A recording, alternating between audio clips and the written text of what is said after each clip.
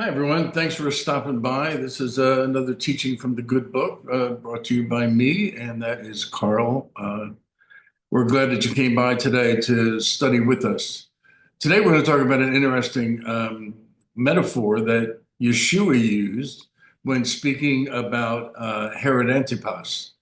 And some of you are familiar with this, I'm sure. And he said the words, "Go tell that fox." And we have our own interpretation of that. But when you take something like this, like I've been teaching, and put it into its cultural context, we find that it actually means something else. Luke 13:32 describes the saying from Jesus about Herod. And those of us living in Western culture, or those of us that speak English, make an obvious assumption when he says, "Go tell that fox." Foxes, of course, are often associated with cleverness and slyness, and therefore Yeshua must be calling Herod a crafty, clever, or perhaps even sly person. However, it turns out that Yeshua was saying something very different when you come to understand Hebrew idioms and metaphors. And so we need to go back and take a look at it. Many New Testament specialists have followed the clear, widely known sense of the Greek word fox and idiom without first asking the important question: how was the word fox interpreted within the Hebrew language? And why would we think that it might be the same? The answer reveals a different interpretation in Hebrew than in the Greek language. This is just another example of interpreting biblical metaphors within the proper context and cultural setting. So let's take a look at the scripture here in Luke and see what we can come up with. Luke 13:31 through 33. At that time, some Pharisees came to Yeshua and said to him, "Leave this place and go somewhere else. Herod wants to kill you." Yeshua replied, "Go tell that fox, I will drive out demons and heal people today and tomorrow, and on the third day I'll reach my goal. In any case, I must keep going today and tomorrow and the next day, for surely no prophet can die outside Jerusalem." So Jesus is saying here that, first of all, if we start from the end of the scripture that I read and go backwards, that first of all he's up in the Galilee because the tetrarch, which is Herod Antipas, is the governor, or the word that they use there is tetrarch, over the Galilean region. His two brothers have different other sections. One is over Judea and Samaria, and one is on the other side of the Jericho River, which is where Decapolis is. And we've talked about that before. So, first of all, prophets, if he's a true prophet of God, he's not going to die in the Galilee. He's going to die in Jerusalem. So Herod doesn't know what he's talking about. And he says, "Go tell that fox that I'm going to do what I'm going to do anyway." So reading the passage in Greek, just like in English, will not be of any value because it's limited to the standard Greek reference material. So the Greek word for fox is alopex, Alopex. The word in the Greek language means fox, and that is mainly referring to sly persons. The Greek dictionary of the New Testament reaches the same conclusion. And I think most of us have thought that our whole life. We've always associated foxes with slyness or cleverness until we take a closer look at it.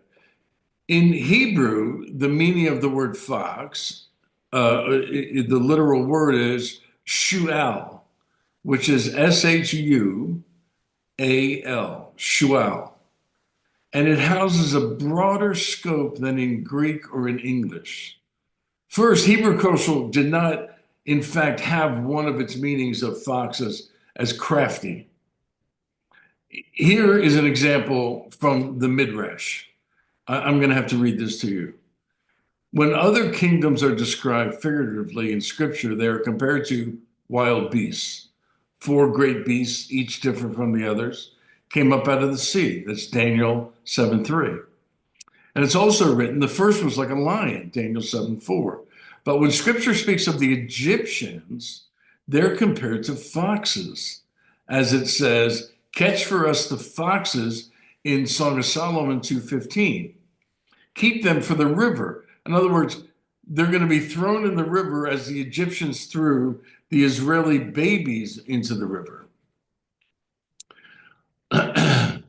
In a second century rabbi is quoted as saying this, the Egyptians were crafty, and that is why scripture compares them to foxes. So the sting in fox, here it is. Yeshua called Herod a fox, for some Pharisees reported that Herod wanted to kill Yeshua. Yeshua's response challenged any such plans. Tell Herod, I've got work to do first. Jesus was not implying that, or Yeshua was not implying that Herod was sly. Rather, he was critiquing Herod's his cowardness or his inability to carry out his threat. In other words, he was backing him into a corner, saying, "Okay, you're going to kill me, then come and kill me." Yeshua questioned the tetrarch's pedigree, his moral compass, and his authority, and he put him in his place. When Yeshua labeled Herod a fox, he implied that Herod was not a lion. Herod considered himself a lion, but Jesus pointed out that Herod was the opposite of a lion. Jesus cut him down to size. And there's a good chance the bystanders may have snickered at the overt honesty of Yeshua, which I'm sure they did. Because when he said, go tell that fox, they're going, did he just say that? Did he call him that? English versions of Luke 13:32 fall on two different levels using the word fox. On one hand, they missed the pointed barb of the rebuke. On the other hand, it gives Herod more credibility than is deserved. Consider the following list of possibilities for fox in its negative sense: weakling, small fry, usurper, a poser, clown-like, a nobody, a weasel, a peon.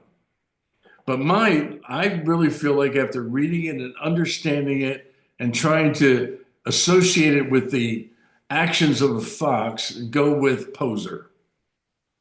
If you really watch a fox and though they seem to be sleeking and hiding behind, halfway behind something, ready to do something, they're actually terrified. They're afraid.